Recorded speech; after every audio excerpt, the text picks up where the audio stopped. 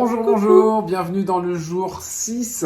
Oui. Jour 6 pour demain. Aujourd'hui, vous êtes en train de respirer et demain, vous allez chasser le négatif. Ça veut dire quoi?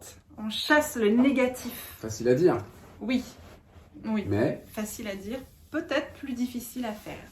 comment qu'on fait ça? Parce que je crois qu'il y a beaucoup de gens qui ont envie de... On parle beaucoup de pensée positive, d'attitude positive, de positive mindset, etc., etc. Mais comment faire? C'est quoi ton secret pour... Vas-y. Alors déjà, il faut savoir que les racines de la négativité, c'est de croire que les choses nous sont acquises. C'est-à-dire, toutes les choses qu'on a, sans se demander si c'est normal de les avoir, etc. On a déjà travaillé là-dessus, n'est-ce pas? On a déjà commencé à prendre conscience que le fait de pouvoir respirer, d'avoir des jambes, des bras, des yeux, des oreilles, etc., c'était chouette, qu'on pourrait aussi ne pas les avoir, qu'il y a des gens qui ne les ont pas.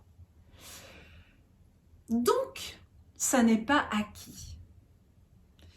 À partir du moment où on prend conscience de ça, que vivre est un privilège qui se renouvelle chaque jour, eh ben, on peut commencer à arrêter de râler dès que les choses ne fonctionnent pas comme on voudrait qu'elles fonctionnent. Parce qu'en fait, se plaindre, râler, pas être content ou alors être triste, c'est s'imaginer que quelque chose devait être d'une certaine façon et qu'il ne l'est pas. Or, les choses ne doivent être d'aucune façon que nous ayons décidé. C'est pas du tout français, mais je pense que vous aurez compris quand même. D'ailleurs, il y a un merveilleux livre que si vous n'avez pas encore lu, je vous recommande, qui s'appelle « Aimer ce qui est » de Byron Katie et qui apprend vraiment à accepter ce qui est. C'est un grand pilier de la vie pour être heureux. Les choses doivent être ce qu'elles sont et c'est pas vous qui décidez. Voilà. À partir de ce moment-là, comment? Non, j'ai dit ça, c'est fait. Voilà, boum. Ça, c'est fait. Parce qu'en fait, la plainte, ça vous met dans une vibration basse, négative, loi de l'attraction. Quand on vibre bas, on attire du bas. Et c'est pas ce qu'on veut, en fait. Nous, on a envie d'être heureux dans la vie. Je connais personne, j'ai jamais rencontré personne dont le rêve, c'était d'être malheureux, en fait. Non, et pourtant, quand on est dans le négatif, on continue à cultiver le négatif et en fait, on récolte ce qu'on sème. Ça, c'est quelque chose de très, très, très important. C'est ça. On attire à soi ce qu'on vibre aussi. C'est la même chose. Donc, on va changer cette vibration. Comment on va faire? Ben, en fait, il est absolument impossible d'être en même temps dans la plainte, la tristesse, je cherchais un mot mais je ne vais pas le trouver, c'est pas grave, et en même temps dans la joie et la gratitude. C'est impossible. Donc à partir du moment où vous allez prendre conscience de tous ces cadeaux que vous fait la vie, et remercier et vous sentir profondément reconnaissant pour ça, eh ben, il y aura plus de place en fait pour la plainte. Vous serez tellement occupé à dire merci pour ci, merci pour ça, merci pour les fleurs, merci pour le ciel, merci pour la nourriture, merci pour mon chéri, merci pour mes enfants, merci pour... voilà, que vous ne pourrez pas dire oh, ça marche pas. N'hésitez pas à faire une pause à cette vidéo parce que je suis persuadé que le truc très fort que Anne a dit il y a quelques minutes, quand elle dit c'est impossible d'être à la fois dans le négatif et dans la gratitude, n'hésitez pas à faites une pause, que je suis sûr que vous êtes déjà en train de vous dire hein, comment, quoi, qu'est-ce. Essayez, juste pensez-y, vous allez voir, c'est un truc extrêmement fort.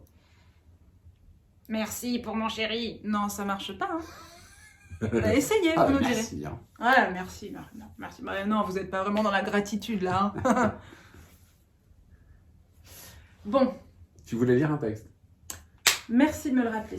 Alors, merci pourquoi je voulais vous lire un texte? Parce que les exercices, il y en aura deux. Petits. Non, pas petits. Mais c'est pas grave, ce sera faisable. Donc pourquoi je voulais vous lire un texte? Parce qu'aujourd'hui, vous allez choisir un problème dans votre vie. Un problème qui vous prend la tête et que vous aimeriez bien voir disparaître. Et ensuite, je vais vous expliquer, mais d'abord, je vais vous lire le texte. Je l'ai écrit parce que je ne le sais pas par cœur. Alors, c'est un texte de Gautama Bouddha quand même. Hein. Sois reconnaissant. Même si tu as peu appris aujourd'hui, au moins tu as appris quelque chose. Et si tu n'as rien appris, au moins tu n'as pas été malade. Et si tu as été malade, au moins tu n'es pas mort. Sois reconnaissant. J'adore. J'adore. Il y a toujours quelque chose pour lequel on peut être reconnaissant, même dans les pires moments. Voilà ce que nous dit Bouddha dans son texte. Alors, on va essayer de faire pareil. Anne n'est pas en train de dire que, et si vous êtes là, à mon avis, c'est pas tout à fait par hasard, mais Anne n'est pas forcément en train de dire que c'est hyper facile.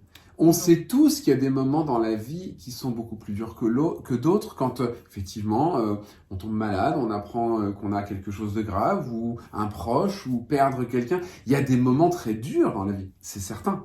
Mais je pense que cet entraînement qu'on vous propose là pendant ce défi et d'aller éventuellement au-delà, ça peut vous mettre justement dans une énergie, ça peut vous donner des outils pour aller ailleurs. Vous imaginez bien que nos petits loups, nos enfants, on leur en parle de ça. Et c'est pas rare que ça soit le grand d'ailleurs qui lance à table le soir.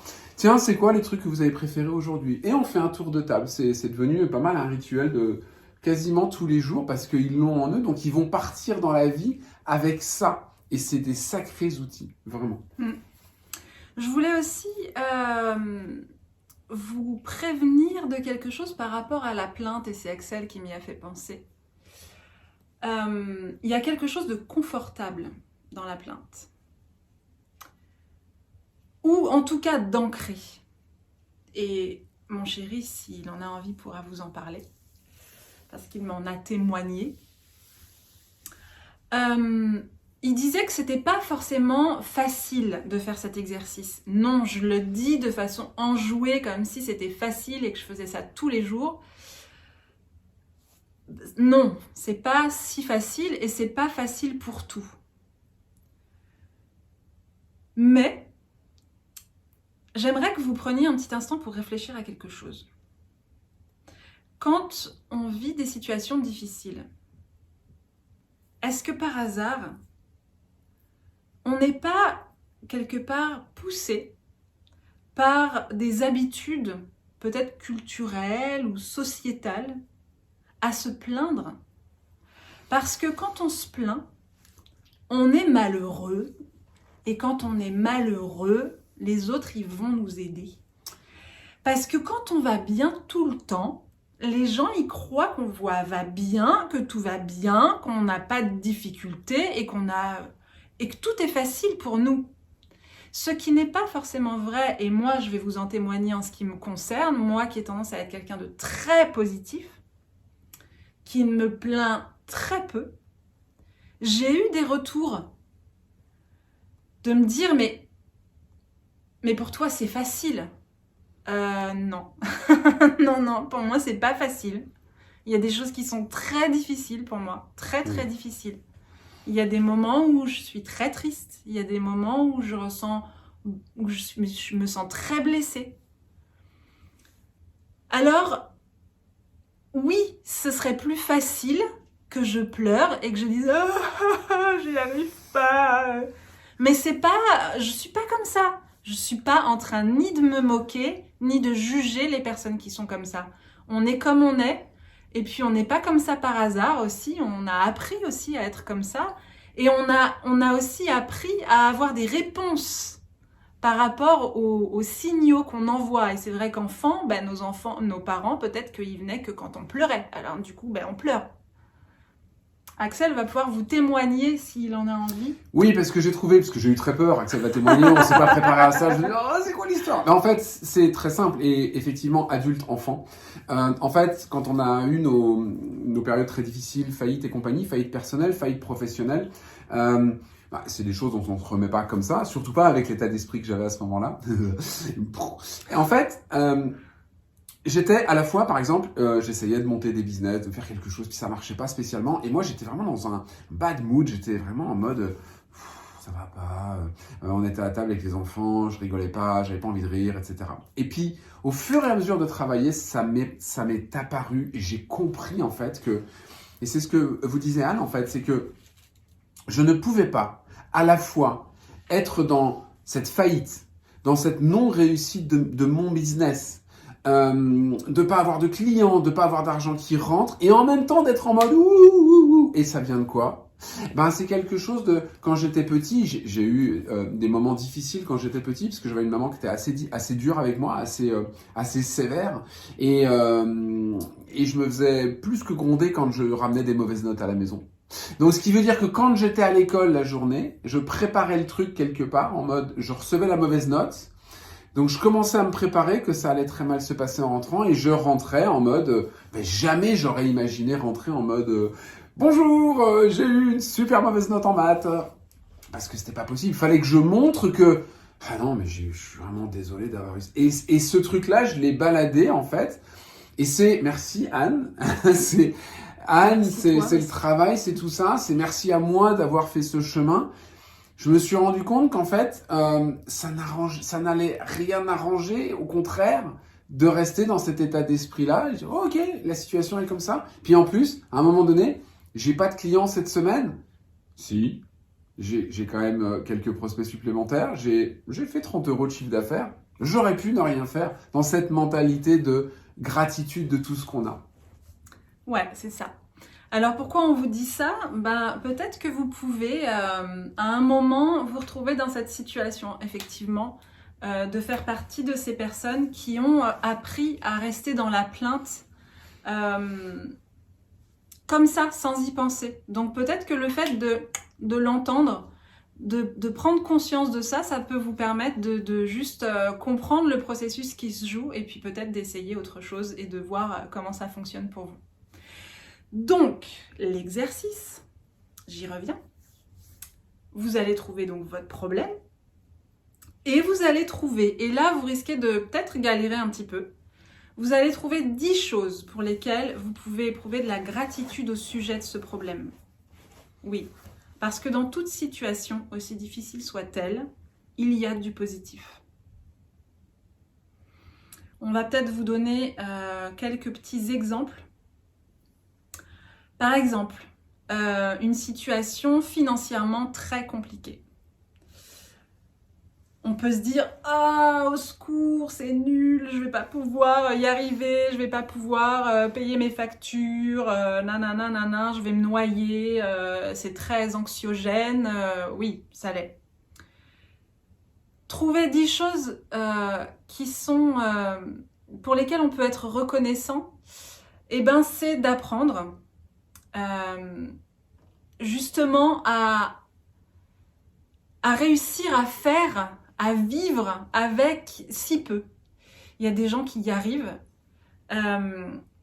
et du coup on va vraiment chercher en profondeur des ressources à l'intérieur de soi pour se sortir de ces situations qui sont difficiles et on découvre des trésors, des trésors. On a vécu cette situation, c'est pour ça qu'on peut se permettre d'en parler aujourd'hui. Dans des situations de manque sévère, on se rend compte déjà qu'on n'en meurt pas forcément et qu'on a la capacité de trouver des astuces, des trucs pour faire quand même en fait, pour y arriver quand même. Et ça, c'est un apprentissage qui est super important.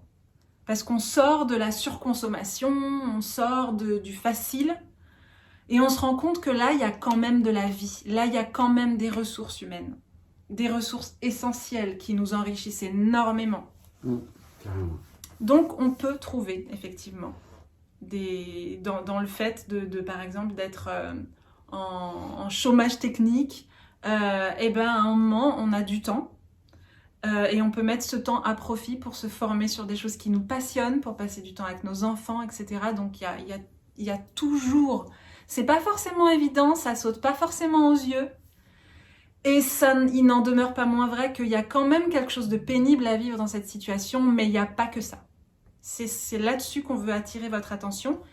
Et vous allez en plus vous rendre compte qu'à partir du moment où on commence à voir le positif dans une situation, on va changer de regard sur cette situation, on va changer d'attitude et du coup la situation en général va nous amener la solution. Parce qu'on aura déblayé et puis on aura tiré l'expérience de cette situation. Et dans la vie, les choses ne viennent pas par hasard.